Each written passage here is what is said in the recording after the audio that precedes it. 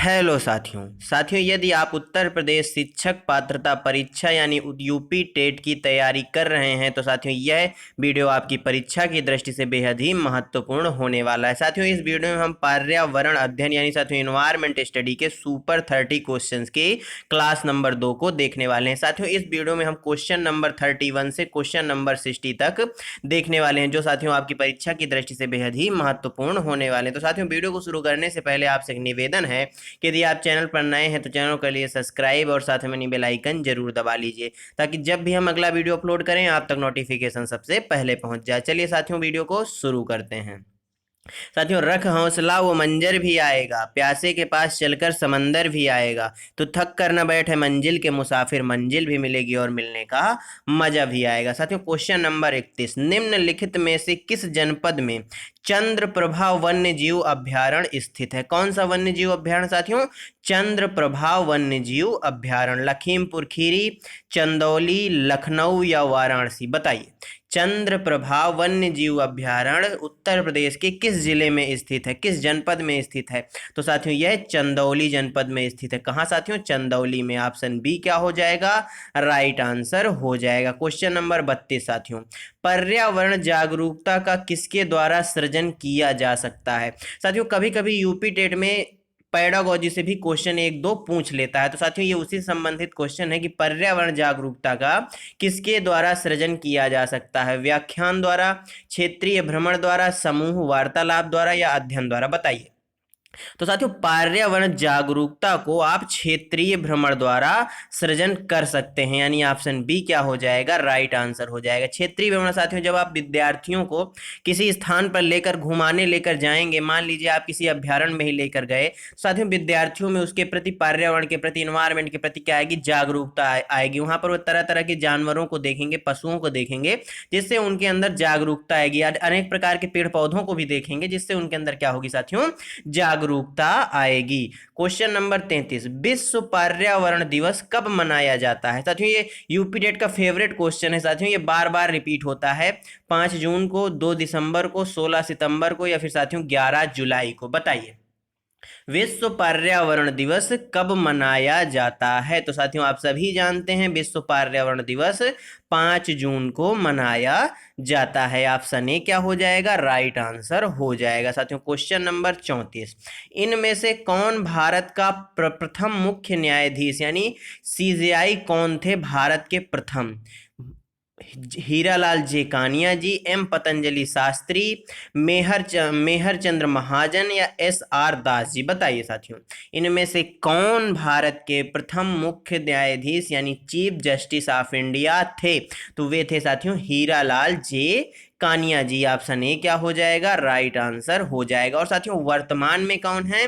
तो वर्तमान में साथियों डी वाई चंद्रचूड़ जी हैं। कौन साथियों वर्तमान में कौन है? Justice ji D Y Chandrachud ji हमारे सीजेआई हैं। साथियों क्वेश्चन नंबर 35, वर्षा जल संग्रहण क्या है? पानी का वितरण, प्रयुक्त जल का संग्रहण और भंडारण, वर्षा जल का जमाव और भंडारण? बताइए साथियों वर्षा जल का संग्रहण क्या है? क्या साथियों पानी का वितरण है, प्रयुक्त जल का संग्रह और भंडारण है, या साथियों वर्षा जल का जमाव और भंडारण है, या उपयुक्त में से कोई नहीं? तो साथियों जो वर्षा जल का संग्रहण है उसको आप किस प्रकार से परिभाषित करेंगे? तो साथियों वर्षा जल का जमाव या साथियों उसको भंडारण करना, यानी ऑप्शन सी इस क्वेश्चन का क्या हो जाएगा? एकदम राइट आंसर हो जाएगा। साथियों question number 36, green peas international का मुख्यालय कहाँ स्थित है? न्यूयॉर्क में, सिडनी में, एम्स्टर्डम में या नागासाकी में? बताइए साथियों ग्रीन पीस इंटरनेशनल का मुख्यालय कहाँ अवस्थित है?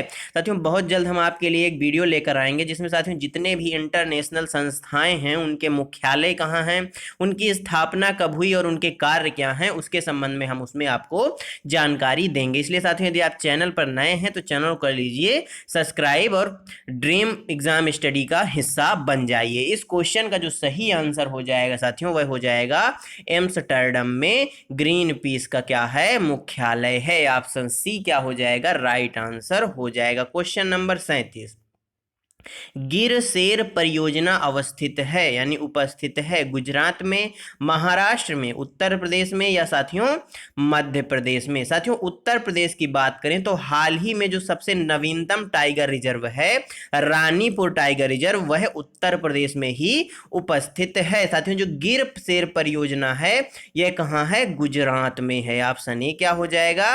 राइट आंसर हो जाएगा। साथियों एक क्वेश्चन यूपी टेट ने और पूछा था कि जंगली गधों का अभ्यारण्य कहां पर है, तो वह भी साथियों गुजरात में स्थित है। इस चीज को भी थोड़ा ध्यान रखिएगा। क्वेश्चन नंबर 38, पारिस्थितिकी तंत्र में ऊर्जा का मुख्य स्रोत क्या होता है? एटीपी, सूर्य का प्रकाश, डीएनए या साथियों आरएनए? बताइए साथियों, क्या एटीपी होता है या फिर सूर्य का प्रकाश होता है या फिर साथियों डीएनए होता है या आरएनए होता है? बताइए पारिस्थितिकी तंत्र में ऊर्जा का मुख्य स्रोत क्या होता है?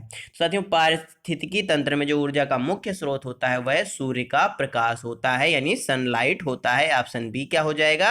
राइट आंसर हो जाएगा। साथियों सूर्य के प्रकाश से हमें क्या प्राप्त होता है? विटामिन डी प्राप्त होता है। और विटामिन डी की कमी से बच्चों में होने वाला रोग कौन सा है साथियों? रिकेट्स है। कौन सा साथियों?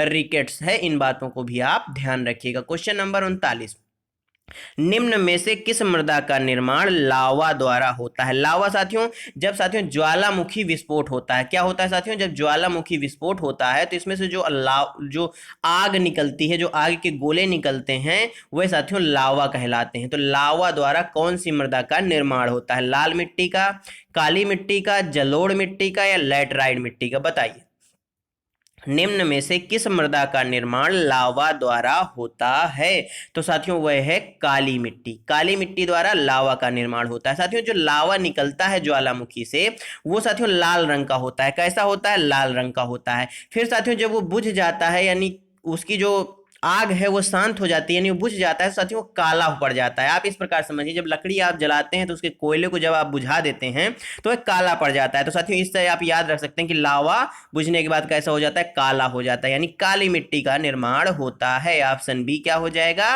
राइट आंसर हो जाएगा। क्वेश्चन नंबर 40, निम्न में से किस स्थलाकृति का निर्माण हिमानी द्वारा होता है? किसके द्वारा साथियों? हिमानी द्वारा होता है। लेफीज, यू आकार की घाटी, वी आकार की घाटी या जलप्रपात? बताइए किस स्थलाकृति का निर्माण हिमानी द्वारा होता है? तो वह साथियों कौन सी स्थलाकृति है? यू आकार की घाटी। साथियों जो बर्फ होता है हिमानी, हिम मतलब साथियों बर्फ, तो बर्फ जो होता है साथियों जो वह पिघलता है तो आप देखेंगे साथियों उसमें इस प्रकार का यू आकार का मतलब गड्ढा टाइप में बन जाता है।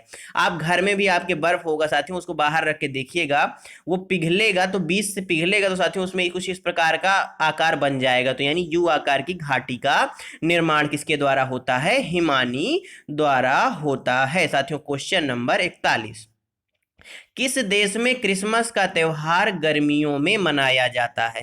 साथियों क्रिसमस कब मनाया जाता है? 25 दिसंबर को मनाया जाता है, आप सभी जानते हैं। तो साथियों कौन सा ऐसा देश है जहां पर 25 दिसंबर में गर्मी पड़ती है?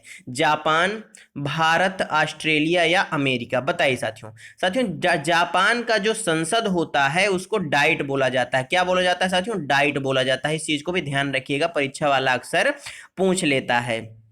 तो साथियों जो ऑस्ट्रेलिया है, तो साथियों ऑस्ट्रेलिया में जो क्रिसमस का त्योहार है यह गर्मियों के मौसम में मनाया जाता है। ऑप्शन सी राइट आंसर हो जाएगा। क्वेश्चन नंबर 42, निम्न में से कौन सर्वाधिक उत्पादक पारिस्थितिकीय तंत्र है? सर्वाधिक साथियों उत्पादक यानी सर्वाधिक उत्पादन जहां होता है वह पारिस्थितिकीय तंत्र कौन सा है?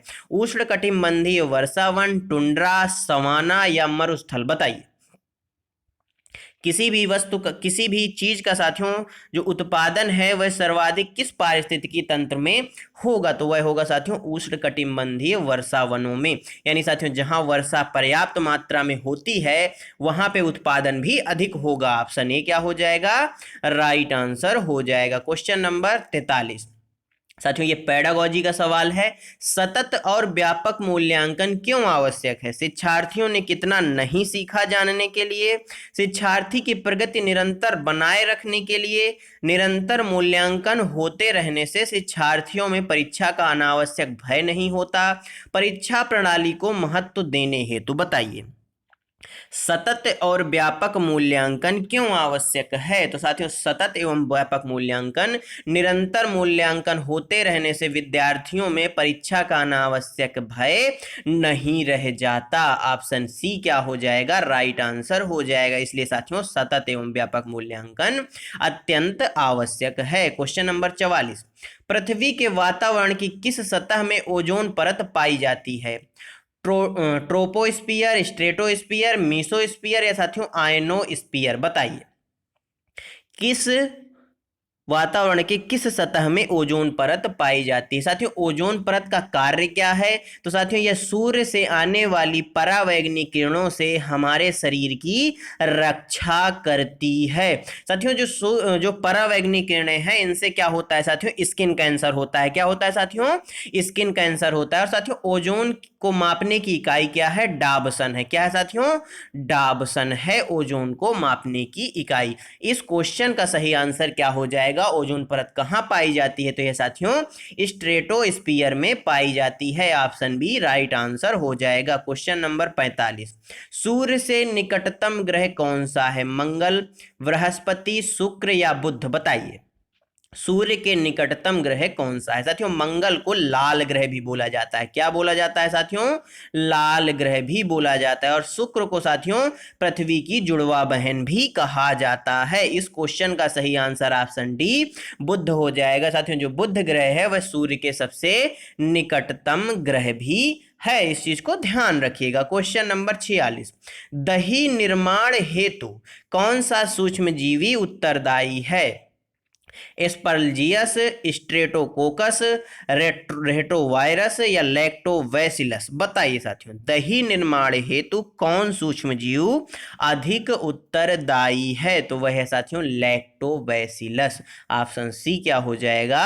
राइट आंसर हो जाएगा। क्वेश्चन नंबर 47, निम्न में से कौन सा कायांतरित शैल का उदाहरण है? कायांतरित शैल यानी कायांतरित चट्टान या पत्थर का उदाहरण है। बलुआ पत्थर, ग्रेनाइट, संगमरमर या चूना पत्थर? बताइए। तो साथियों, जो कायांतरित शैल है वह निम्न में से कौन सी हो जाएगी? वह हो जाएगी संगमरमर। यानी साथियों क्या हो जाएगा? संगमरमर। ऑप्शन सी क्या हो जाएगा? राइट आंसर हो जाएगा। क्वेश्चन नंबर 48, समता के अधिकार का उल्लेख संविधान के किन अनुच्छेदों को में मिलता है? अनुच्छेद 23-24 में, अनुच्छेद 14 से 18 में, अनुच्छेद 19 से 22 में या अनुच्छेद 19 से 22 में? बताइए साथियों। यहाँ पर साथियों सेम ऑप्शन हो गए हैं, परंतु ऑप्शन साथियों क्वेश्चन का आंसर इन्हीं 3 ऑप्शन में छुपा हुआ है। बताइए क्या हो जाएगा? समता के अधिकार का उल्लेख निम्न में से संविधान के किन अनुच्छेदों में मिलता है? तो साथियों अनुच्छेद 14 से 18 में मिलता है। ऑप्शन बी क्या हो जाएगा? राइट आंसर हो जाएगा। क्वेश्चन नंबर 49, अनुच्छेद 356 का प्रथम प्रयोग कब और कहां हुआ? जम्मू कश्मीर में 1956 में, केरल 1959 में, बिहार 1958 में या साथियों मध्य प्रदेश 1957 में? तो साथियों अनुच्छेद जो 356 है उसका प्रयोग सर्वप्रथम कहाँ हुआ था? केरल में हुआ था 1959 में। ऑप्शन बी क्या हो जाएगा?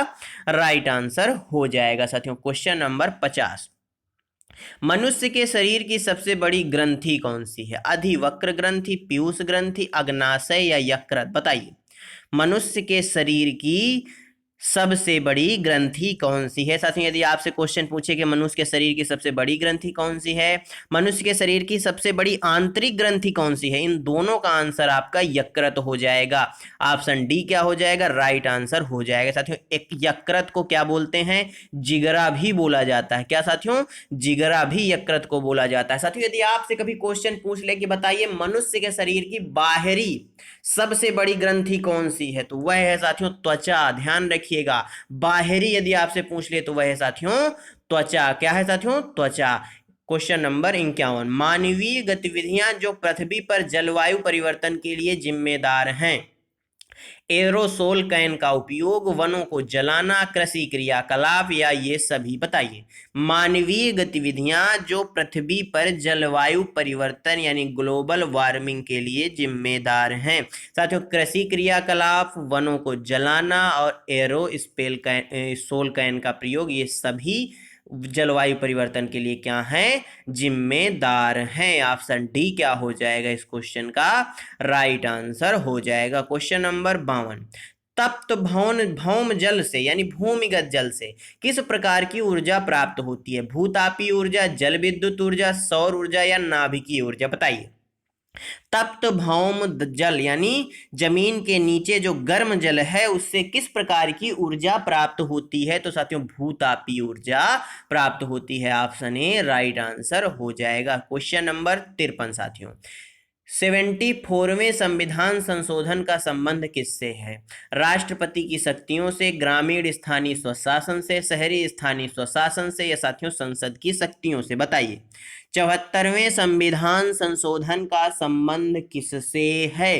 तो साथियों इसका संबंध शहरी स्थानीय स्वशासन से है। और साथियों यदि आपसे पूछ ले 73वें संविधान संशोधन का संबंध किससे है, तो ग्रामीण स्वशासन स्थानीय स्वशासन से 73वें संविधान संशोधन का है और 74वें संविधान संशोधन का शहरी स्वशासन से है। इस क्वेश्चन का सही आंसर ऑप्शन सी हो जाएगा। क्वेश्चन नंबर 54, प्रकाश संश्लेषण के दौरान हरे पौधे निम्न में से किसे सोख लेते हैं? कार्बन डाइऑक्साइड, हीलियम, नाइट्रोजन या ऑक्सीजन? बताइए। प्रकाश संश्लेषण के दौरान हरे पौधे निम्न में से किसे सोख लेते हैं? तो साथियों प्रकाश संश्लेषण के दौरान जो हरे पौधे होते हैं वह कार्बन डाइऑक्साइड का क्या करते हैं, अवशोषण कर लेते हैं। ऑप्शन ए क्या हो जाएगा, राइट आंसर हो जाएगा। क्वेश्चन नंबर 55, लोकसभा और राज्यसभा की संयुक्त बैठक किसके द्वारा आहूत की जाती है? संसद के द्वारा, राष्ट्रपति के द्वारा, लोकसभा अध्यक्ष के द्वारा या साथियों राज्यसभा का सभापति के द्वारा? बताइए।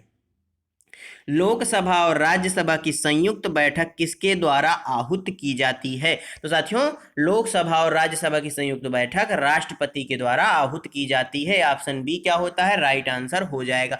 आहूत का मतलब साथियों क्या होता है, संयुक्त बैठक को बुलाना, यानी साथियों संयुक्त बैठक को बुलाना आहूत कहलाता है। Option B right answer. Question number 56, कौन सी ग्रीन हाउस गैस वातावरण में सबसे अधिक मात्रा में उपस्थित रहती है? कार्बन डाइऑक्साइड, प्रोपेन, एथेन या मीथेन? बताइए। कौन सी ग्रीन हाउस गैस वातावरण में सबसे अधिक मात्रा में पाई जाती है? तो वह है साथियों, बताइए क्या प्रोपेन है, एथेन है, मीथेन है या साथियों कार्बन डाइऑक्साइड है? तो साथियों जो कार्बन डाइऑक्साइड जो ग्रीन हाउस गैस है यह वातावरण में सर्वाधिक मात्रा में पाई जाती है। ऑप्शन ए क्या हो जाएगा, राइट आंसर हो जाएगा। क्वेश्चन नंबर 57, किस देश के संविधान में मौलिक कर्तव्यों को लिया गया है? किस देश के संविधान से मौलिक कर्तव्यों को लिया गया है? जर्मनी, यूनाइटेड किंगडम, यूएसए या यूएसएसआर? बताइए साथियों। यूनाइटेड किंगडम यानी साथियों यूके, यानी साथियों इंग्लैंड, इंग्लैंड से साथियों एकल नागरिकता को लिया गया। किसको साथियों, एकल नागरिकता को लिया गया। और साथियों मौलिक कर्तव्यों को यूएसएसआर से लिया गया है। ऑप्शन डी क्या हो जाएगा, राइट आंसर हो जाएगा। यूएसएसआर साथियों वर्तमान में साथियों इसका सबसे बड़ा बड़ा भाग क्या है, रूस है। ये साथियों 15 देशों में टूट चुका है, इसलिए साथियों यूएसएसआर से हमने मौलिक कर्तव्य लिए थे। वर्तमान में इसका सबसे बड़ा भाग रूस है। क्वेश्चन नंबर 58, अंतरराष्ट्रीय न्यायालय का मुख्यालय उपस्थित है जिनेवा में, हेग में, न्यूयॉर्क में या पेरिस में? बताइए।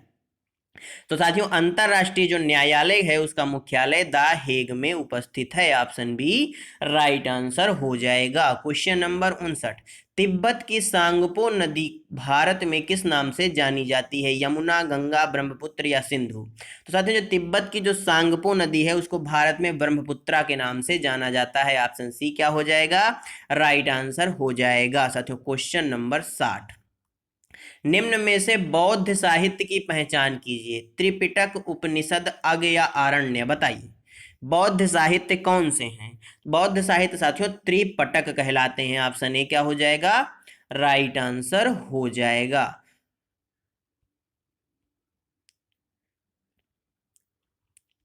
साथियों धन्यवाद आप सभी का हमारे साथ बने रहने के लिए। साथियों आज की यह वीडियो आपको कैसी लगी हमें कमेंट बॉक्स में ज़रूर बताइएगा। साथियों यदि वीडियो अच्छी लगी हो तो वीडियो को लाइक कर दीजिए, अपने दोस्तों के साथ शेयर कर दीजिए। साथियों यदि आप चैनल पर नए हैं तो चैनल को करिए सब्सक्राइब और साथ में बनी बेल आइकन जरूर दबा लीजिए, ताकि जब भी हम अगला वीडियो अपलोड करें आप तक नोटिफिकेशन सबसे पहले पहुंच जाए। चलिए साथियों मिलते हैं आपसे अगले वीडियो में, तब तक के लिए जय हिंद जय भारत। अपना और अपनों का ख्याल रखिए, सभी का सम्मान करिए। धन्यवाद साथियों।